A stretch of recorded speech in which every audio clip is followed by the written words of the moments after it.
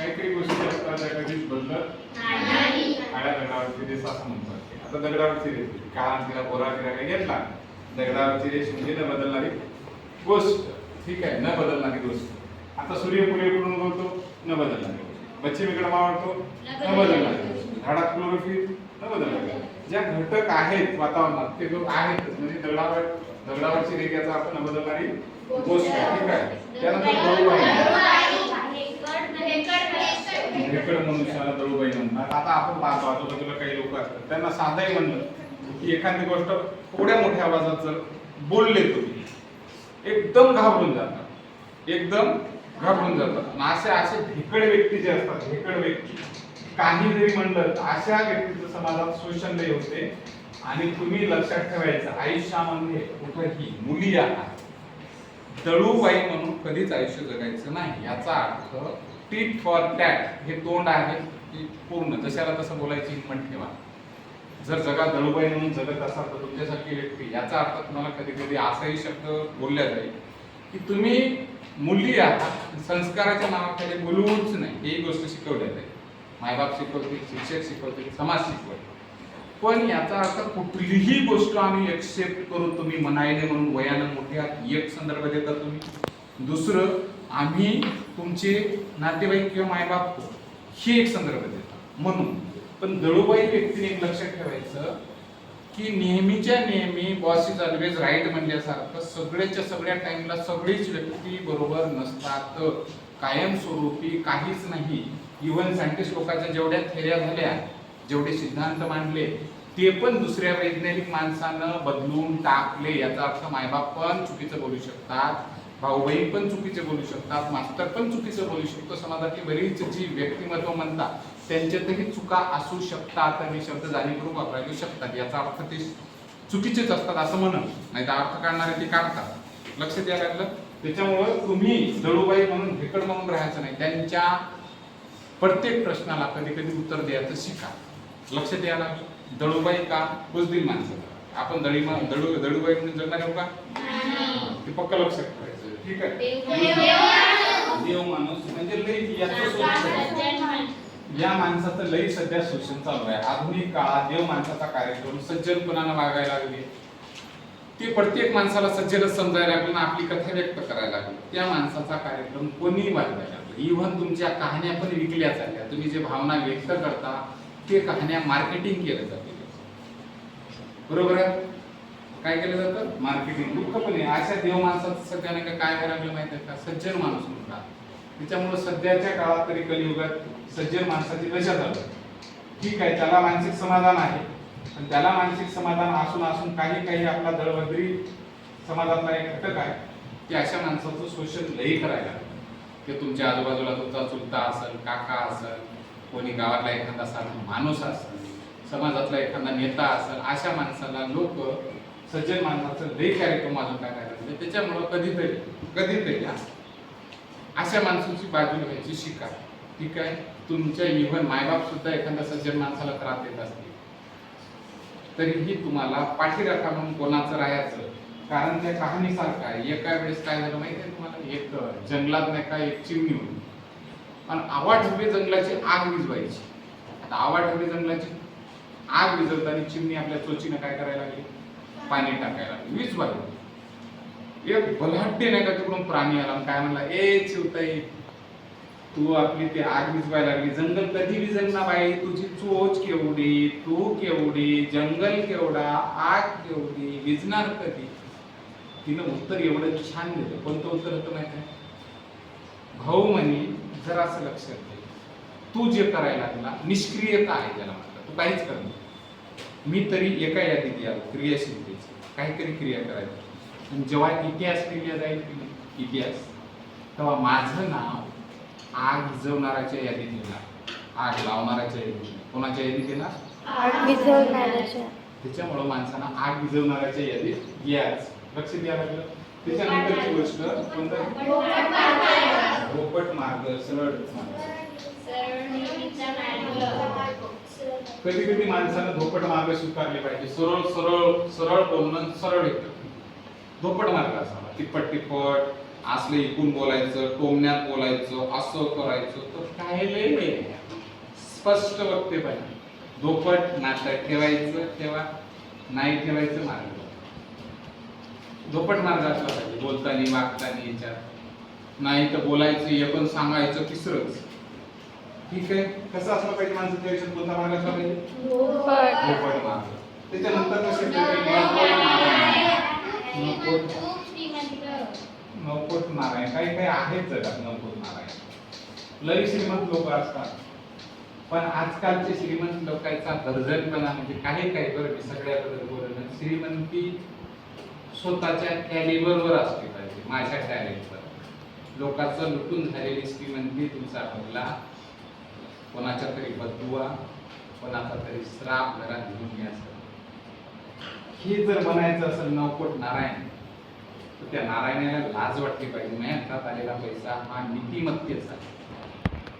नाव नारायण असून चालत नाही, नाव नारायण असून चालत नाही. आपल्याकडे आलेला पैसा हा कष्टाचा असावा, आपल्या श्रीमंतीचा, आपल्या गरिबीचा सुद्धा आपल्याला लाज नसावी. आपली गरिबी सुद्धा ती श्रीमंतीच्या रूपात बघल्या जावी, असली श्रीमंती. आणि एखाद्या श्रीमंताला सुद्धा त्याचा पैसा वाम मार्गाने जर आला असेल, लोकांना बघता क्षणी फक्त त्याच्या दर्जाचे लोक त्याला चांगलं म्हणू शकतात.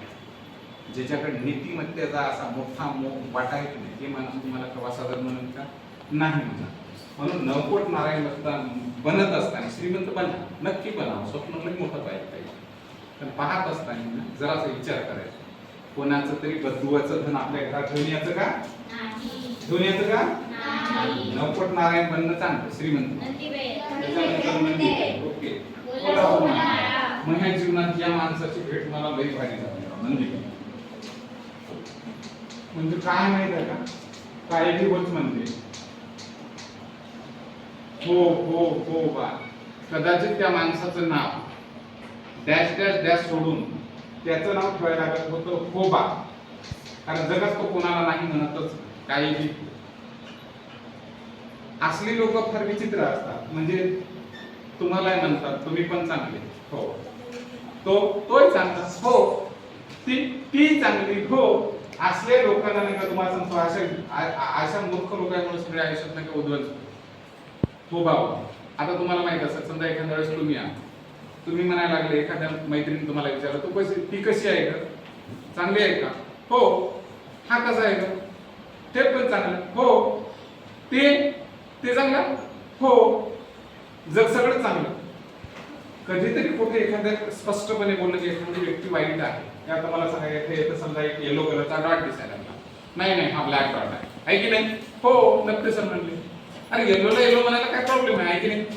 येलोला येलो म्हणायला पाहिजे की नाही? हो. काय म्हणायला पाहिजे? नाही सर, आम्ही म्हणणार नाही. याला म्हणतात निष्क्रियता. नंदीबेला तो लक्षात द्यायला लागलं. उभा म्हणून आयुष्य कधी जगणार, लक्षात ठेवा. आयुष्यात कधीतरी उभा म्हणून जगणारे लोक सगळ्यात दुर्मिळ. आपण आयुष्यामध्ये धाडसी लोकांच्या आहेत, कारण आपण जिथून ज्यांचे संस्कार आपण घ्यायला लागलो ती लोक धाडसी आहेत म्हणून आपण धाडसी आहोत. नाही तर निष्क्रिय लोकांची संगती पण तसंच निष्क्रिय होईल. ना त्यांच्याकडे कुठं नाही म्हणण्याचं धाडस आहे, ना कुठं हो म्हणण्याचं धाडस. त्याच्यानंतर परवणी म्हणजे अतिशय दुर्मिळ योग. परवणी दुर्मिळ योग. आता योगाच्या बाबतीत आहे, ठीक आहे, योग म्हणजे भेट होणे. पण कसं दुर्मिळपणे 50,000 वर्षांनी एखाद्या वेळेस ते आकाशातले तारे कधी तुटतात, कोणतं तरी ते बनते म्हणते नाही का ताऱ्यांचं, तर तसं दुर्मिळ योग म्हणतात. 1000 वर्षांनी एकदा, 10,000 वर्षांनी एकदा, तसे काहीतरी घटना घडायला लागल्या त्याला म्हणतात परवणी. बरोबर आहे. आता आपल्या इथे समजा नाही का, आपण खूप खायला समजा आपण खूप गरीब आहोत, ठीक आहे, 5 वर्षापूर्वी एकदा गुलाबजामुन खाल्ले होते. आज पाहुणा आला आमच्या इथून, आज आम्ही खाल्ले गुलाबजामुन. परवणीचा योग. परवणी त्याला म्हणतात. दुर्मिळ योग की आज आम्हाला योगायोगाने ती गोष्ट भेटली. बरोबर आहे. त्याच्यानंतर कोणता पाताळी. असे लोक गलीगोळात राहतात. कट कारस्थान करायला लई भारी. त्यांना वाटते आमच्यासारखं बुद्धिमान काहीच नाही, कोणीच नाही. पाताळ यंत्री लोकांचं आयुष्य पहिले 5 वर्ष लई भारी असं, 10 वर्ष असं. काय म्हणायला लागलो, पक्क लक्षात ठेवा. पाताळ यंत्री लोकांचं म्हणजे कारस्थान करणाऱ्या लोकांचं आयुष्य त्याला 5 वर्ष समाधान भेटलं, 10 वर्ष भेटलं. त्याच्या पुढचं पूर्ण संततीला पुढच्या खानदानीला फार वाईट काढलं.